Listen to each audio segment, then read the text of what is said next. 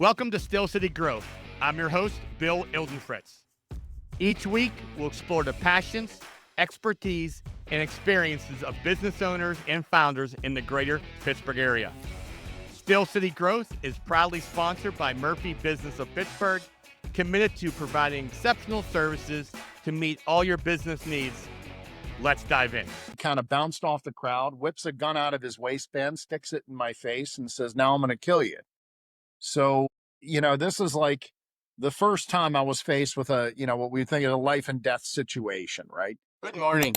I am really excited about my next show. If you have any questions about security, especially in this world today, then my next guest has literally made it a mission to teach others how to protect himself. He has protected some of the most elite people in the world, great military background. And like I said, now he's actually teaching people how to protect themselves and their family. Sam Rosenberg, welcome to the show. Thank you, Bill. Appreciate you having me. Yes, I look forward to it. So, Sam, take me back in time. Did you always know you want to be in security and protection work? Not exactly. It was kind of a bit of a story, but I'll share it with you real quick. Please. I was in college when I had my first sort of job in security. And it was kind of a comedy because I was on the wrestling team, and a friend of mine came up to me and said, "Sam, do you want a job where you can meet lots of girls but get paid next to nothing?" And I said, "Of course." So next thing I know, I'm working as a bouncer in a college bar. And this was sort of my first, if you will, security job. And, I was only 20 years old at the time. I didn't really know much about it, but I thought of myself as a tough guy. And the sort of crisis response plan amounted to a conversation with my manager that was basically, you guys check IDs in the bar and the vestibule, and if there's trouble in the bar, we'll flash the lights. That's your signal to come running in and figure it out. And so here I am, Bill. I'm on my second shift. It's a Friday night. The place is jammed and the lights flash. So me being the gung-ho guy that I am, I got to be the first one through the door. And, I make my way to this fight, which was like a little bit of an anomaly because in the context of a college bar, it looked like there was this older guy. He was probably not even 40 at the time, but he was getting the better of this college kid.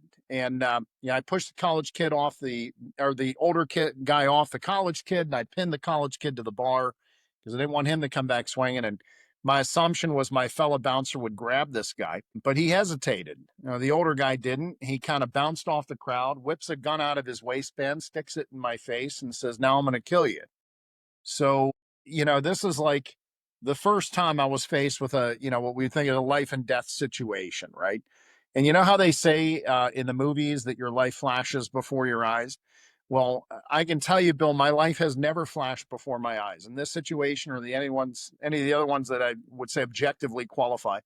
What did happen was interesting. My brain kind of jumped back to a little flashback memory of me having a conversation with my dad. And, I was doing karate at the time or something. And I asked my dad, like 12 years old, "Hey, Dad, what do I do if a guy's got a gun?"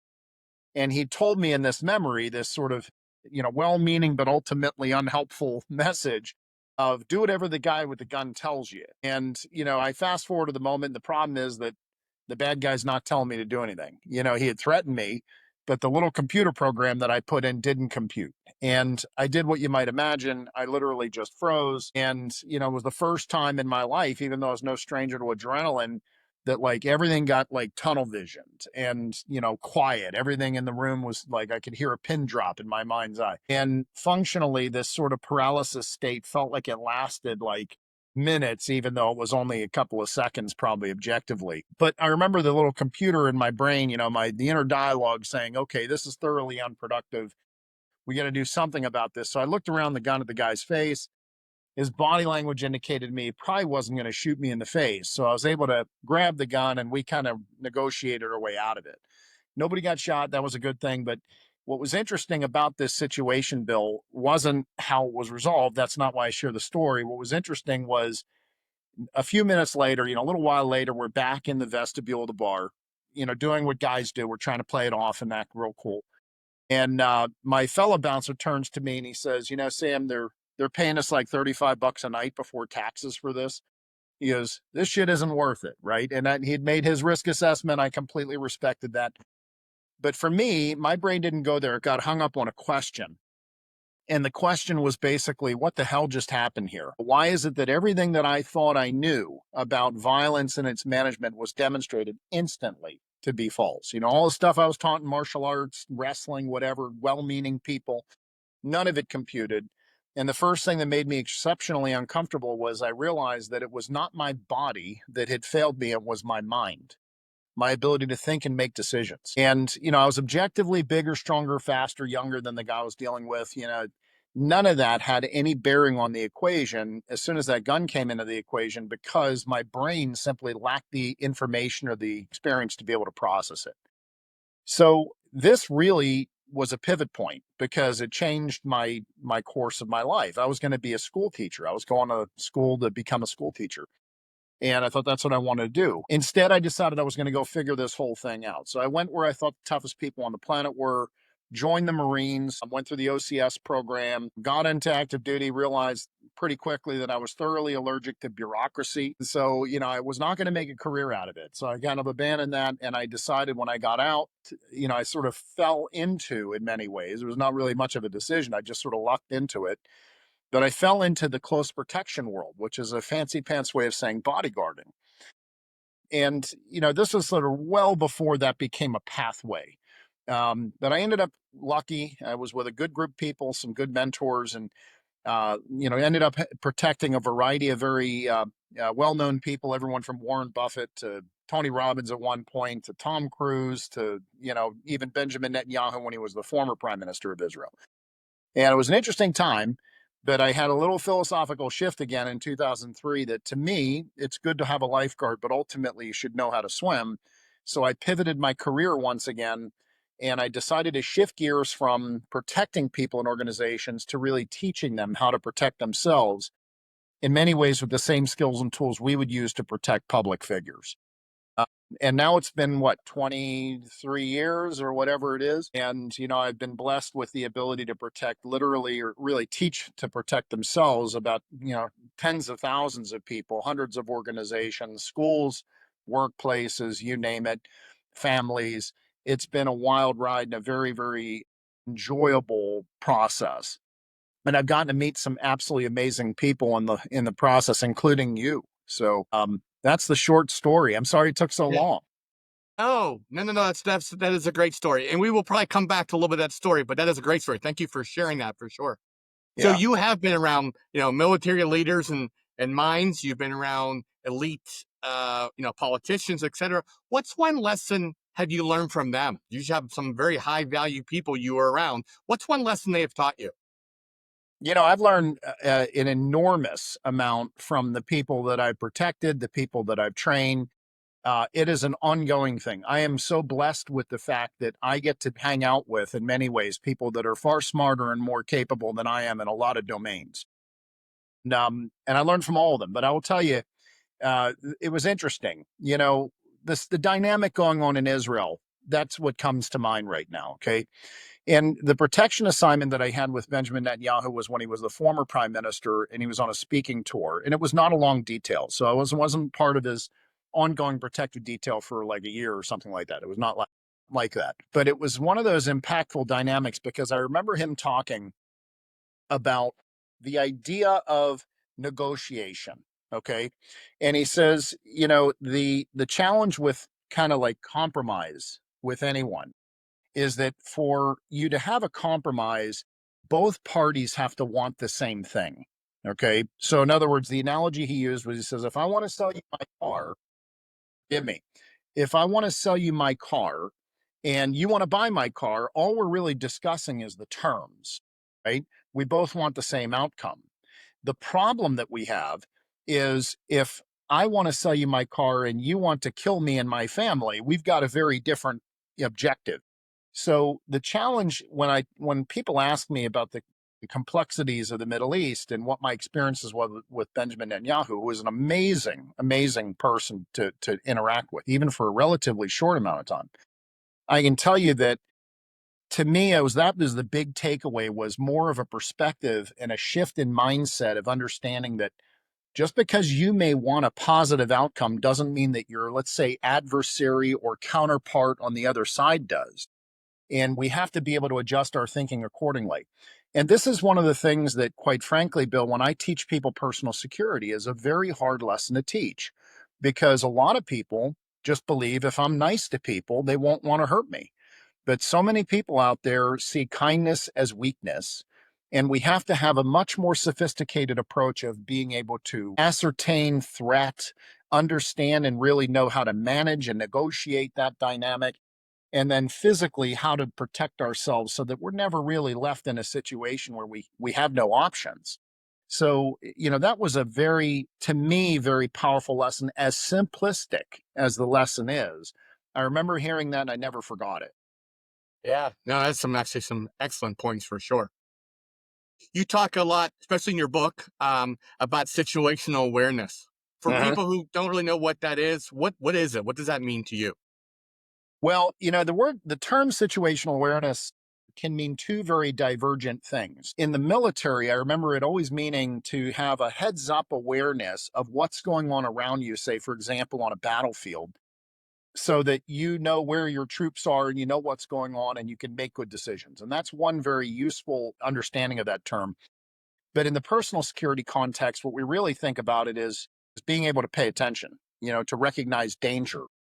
And, what I try to teach people is that the paying attention is literally the prerequisite, right?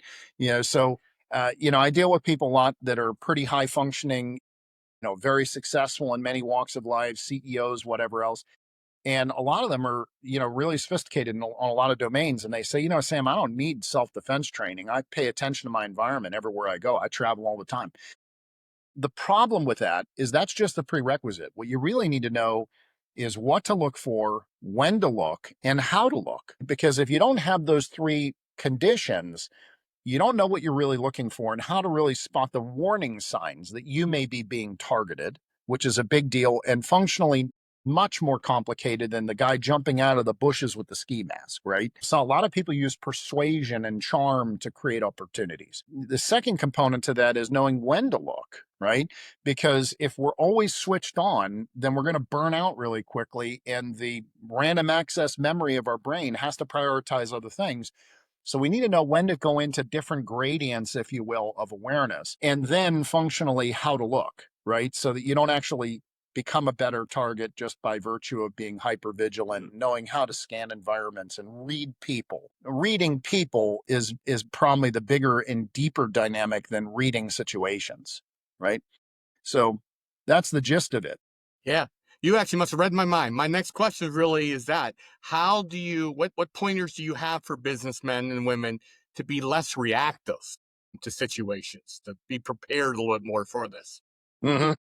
Yeah, I always talk about, and you mentioned my book, Live Ready. It's the name of my company. The idea of living ready is in many ways to be what you just described, to be responsive, not reactive. When we have our buttons pushed, when we are reacting to situations around us, we're really not in control.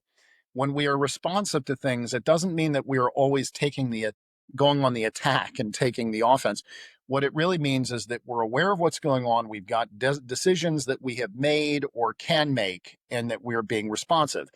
And when we talk about people in general, executives, business owners, leaders, I think it's critical to understand on the baseline platform, if you will, the foundation, that in many ways, leadership, if we really define it, leadership is being able to make good decisions under pressure, right? And make good decisions when everybody else is losing their minds. So, to me, one of the reasons why I've made a business out of working with CEOs in many ways, and business owners and executives, is because they gravitate to it. They recognize the primal dynamic of the better I am in this frame, if you will, of knowing I can protect myself in the most extreme human encounter, which is a violent encounter, and being able to protect myself, my family, my organization, then functionally speaking, the better they are at handling any other type of crisis. And it's a way of conditioning your mind to being able to think and make decisions. Here's the problem: it cannot be done. It just cannot be done without practice. You actually have to do things. So if we go back to the story I mentioned about having the gun pointed at me, why did I freeze? Right? That's the first thing we talk about in my training. It's one of the first things I address in my book. We freeze due to a lack of experience, right? But what's the old saying, right? Good judgment comes from experience, experience comes from bad judgment. Well, it's a great saying, but what we don't want, especially when situations can cost us more than just say money, right? If it's life on the line, major consequences, even financial, significant financial consequences, we don't want is to have to go through bad situations, somehow survive, and then have a powerful learning as a result. The better way to gain experience is through training. And, as simplistic as it may seem, I genuinely think that the dynamic of getting some level of personal security training, some confidence in your own physical ability to protect yourself against real world dangers, guns, knives, multiple opponents, whatever it is, that leads to a sense of confidence and a sense of sort of centeredness that allows you to respond to situations in a much more confident way and not react. And there's no shortcut to getting it. You can be awesome in business and in dealing with people and negotiating big deals and still be vulnerable in this space. And that if you secure that vulnerability, everything else is impacted. And what you thought you were good at, you're now great at. And your ability to handle crisis is 10x. Does that make sense? Yeah, no, it makes perfect sense. And thank you for defining leadership. That was actually one of my questions. What is real leadership to you? So I thank you for doing that. And kind of going back to that story, like you said, you froze. Uh-huh. And so you learned that day, you needed that training, you needed that mindset. That was kind of my next question was how I, as a CEO, don't freeze. Uh-huh. Kind of what's the difference between the people who do freeze versus know how to react appropriately? And you're saying mainly it's training. Is that correct? Yeah, the junction is experience. So let me talk technically for a second. Someone points a gun at you, a deer jumps in front of your car, there's some other situation blowing up in your face, and you have to respond to this, right? How does the brain operate? It always goes through a specific vertical four-phase process I call SAFE for simplicity: stimulus, analysis, formation, execution. So we receive a stimuli, whatever it is that's kicking off the decision-making process. What we do is internally, we immediately analyze the stimulus based upon experience. If we have experience, then we have the ability to form plans. And if we have the ability to form plans at the end of the day, we can make decisions at the execution phase. So we can decide, do I want to act on my plan or not? The thing is that if you just look at this little equation, our ability to have choice, to be able to make decisions, no matter what the situation is entirely dependent on our level of experience at the analysis phase. If we hit that analysis phase and we don't have any experience here, or the only experience has been, let's say, traumatic experience or triggering experience, as they call it nowadays, what ends up happening is we get stuck at the analysis phase and we go into a type of analysis paralysis. And there's only one of two things that can happen at that point based on the way our computer is hardwired. One is paralysis. We freeze, we lock up in indecision, and we start to lose the ability to think cogently and coherently. And the greater the crisis, the more likely that is to manifest as an actual physical freezing reaction. The other alternative is we panic. We overreact to the situation. Paralysis is like underreaction. Panic is overreaction. Now, most of the time we have a tendency not to go into a phobic scale level of, fear and flight and panic. What we tend to do is we go into some degree of paralysis. And that degree of paralysis is really dependent on the nature of the stimuli, right? So gun in the face is much different than, say, receiving a lawsuit or something like that. But it's a similar stress dynamic to the body and the brain. So at the end of the day, our ability to make decisions under pressure is really a function of experience. And there's only two ways to get experience, either the hard way or the easy way. And the easy way is through training. And what I found is that I always ask myself a question: why is it that so many people that I would deal with, my clients that I deal with, I could objectively look at them and go, this person has conquered every known metric: finances, business, leadership. They live in a great neighborhood. They're protected in general. They're usually not in danger. Why do so many of those people seek me out for training and then usually stick with me for a long time? Is because of what the training gives them. And what the training gives them is a primal sense of confidence in their own ability that cannot be taken from you. It's not dependent on the police or other outside agencies protecting you. It's about you and who you are and your ability to function. And it's so much less than the physical. It's not about, am I big, strong, fast? It's about the brain and can I make decisions under pressure? So that's why I think there's been this appeal. And that's why I think it's so critical to get the messages like this out there to people so they understand, hey, there's a route. Bill, I'm sort of like uh I'm a philosopher, if you will. Okay. I don't want to call myself that because it sounds really grandiose. But the idea is that I've studied philosophy since I was a kid. And one thing that always stuck with me was Abraham Maslow's hierarchy of human needs. You got the foundational needs everybody's familiar with: food, clothing, shelter, the subsistence needs. Well, once that's accomplished, as Maslow postulates, you then have other needs: security and safety, belonging, esteem, etc., all the way up to this peak of this pyramid, what he calls self-actualization, which is living your life truly on your own terms. And I think a lot of people have covered all of their bases except for that one of security. They may be financially secure, they may be living in a good neighborhood and never really putting themselves actively in harm's way, but there's a lingering doubt in the back of the mind. It says, what would I do if an active shooter walked in here? What would I do if I had to respond to an emergency or a crisis? And I think it's that desire to sort of fill that void that has brought a lot of people into sort of ongoing training, and why I think, quite frankly, everybody benefits, whether they're college kids, high school kids. I mean, my God, if you can get your kids involved in some level of training like this early, they reap the benefits their whole life. It's like giving them a sound understanding of investments when they're in their teen years so that they start investing as early as possible and compound interest can accumulate. It's literally that same analogy, but when dealing with people and life and all the difficulties that come with just interactions. So that's my little philosophical notion on this. Yeah, no, I totally agree with you. Tell me about your book a little bit. Why should I pick it up and read it? Which, first of all, let me just compliment you. I have read it, or almost done. It is an excellent, excellent book. So thank you for writing it, first of all. Thank you.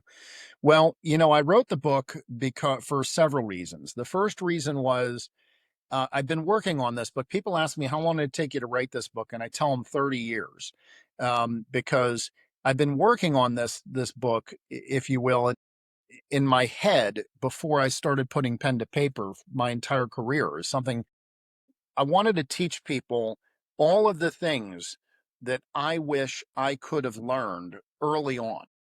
All of the dynamics. Like, this is the book that I wish I had in the beginning of my career. And it is designed to answer all the questions, including the questions that people don't even know to ask.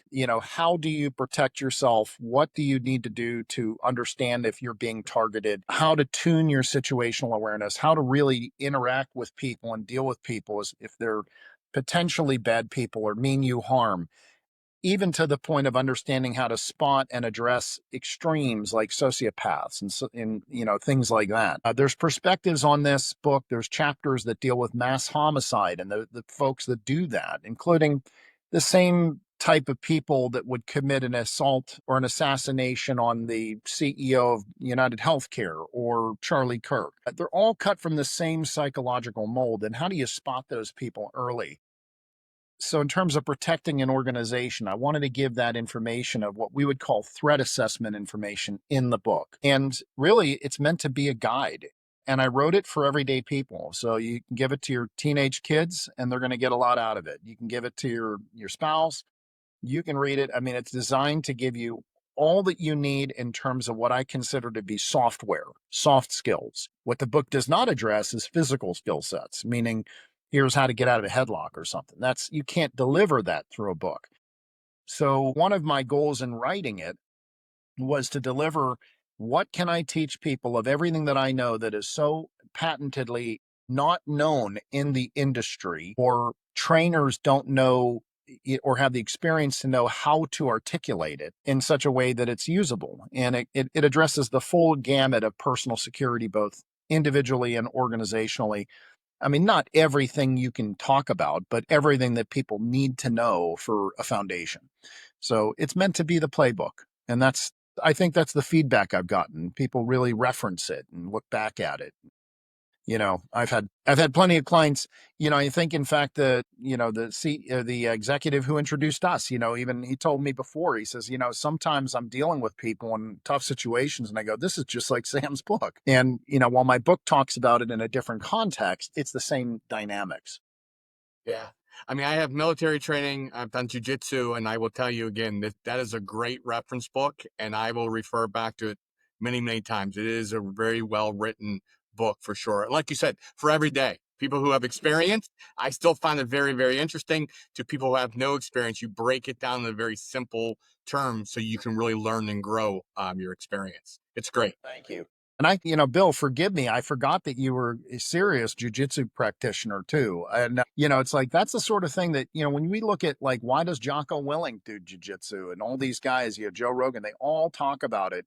I don't personally think jujitsu is the one and only way. I think there's lots of ways up the mountain, but it's a pretty hard way, quite frankly. It's a great way, but it's a hard way. But the concept is that at the end of the day, you got to do the physical training. You got to really, put yourself to the metal a little bit, and test yourself and see what you can accomplish, because then you're going to be a different person entirely, as you know. Yeah. No, and I will say that is, I started jujitsu later in life. I'm 55 now. I started when I was like 45. Now I did some, think before that, but your comment about children, I'm definitely teaching my daughter, 15-year-old girl, get some basics in. So I agree with you. Teaching them and giving them is just like you said, teaching your child by financing to help them start the financial growth. It is good to have this situational awareness and stuff like that. Yeah.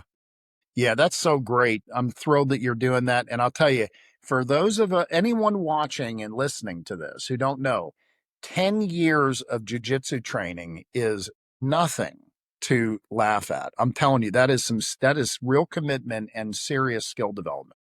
Yeah, I appreciate that. Who's the ideal, these listeners are listening now, who is an ideal client for you to call you up and buy your book, but also maybe get some training from you? Yeah, I mean, I think anybody who really is interested in personal security should buy the book. And it's on Audible as well. I like to listen to books more, so I do it. I digest books that way more. But I think my ideal client, the people I work with most, are either business owners or CEOs, people who are interested in this subject for their family, but also for their organization.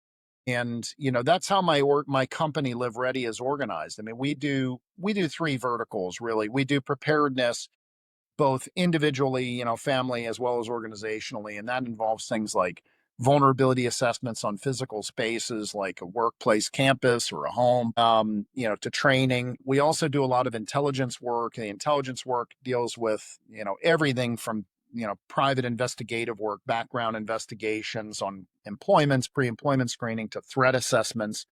If someone's making a threat or acting threatening, how do you manage it? And how do you discern whether or not they actually are a threat? And then we also do protective services. And I can tell you, we're shrinking the protective services side of it. There's a lot of people in that space. And we have just been actively pulling back on that, because I find that the real value is in prevention, not in like, lifeguarding. Okay. It's really in empowering people how to be their own lifeguards. And the preparedness and the intelligence spaces is where I really want to see my company grow and focus. And that's the direction we're going. And I can tell you that that's basically my client is this, business leaders or owners or founders or CEOs who have a business interest, also a family interest, and an interest in being more prepared. That's the Yeah. No, excellent. What's one lesson you learned from your military experience? one lesson. Not to keep harping on this, but one of the things I loved about the military was always be prepared.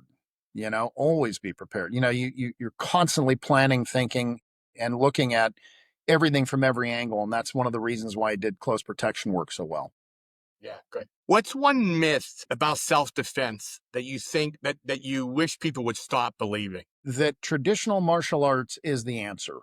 Okay. And when I say traditional martial arts, I'm talking about taekwondo, karate, things like that. And believe me, I'm not trying to denigrate the value of all of that for kids, but I think that people think they see things in the movie, they see John Wick or whatever, and they think, I can't do that. I need to be able to do that to protect myself. But no, what you really need is to know what to look for, how to look, and how to avoid trouble, and a few physical skill sets that can get you through bad situations. Because the real self-defense is about finding opportunities to escape.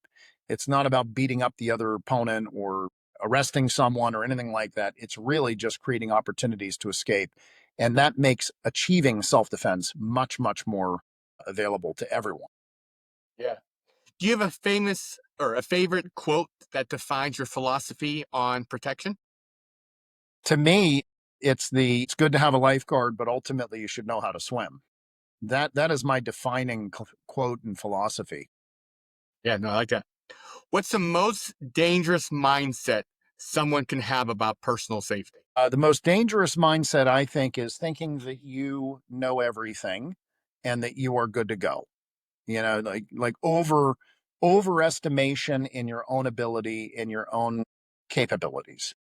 Yeah, no, I agree with you. All right, couple of fun Pittsburgh questions. If you could only have one, permanis or pierogies, what would it be? For me, it's permanis. Yeah, I agree. I love them both, though. Yeah.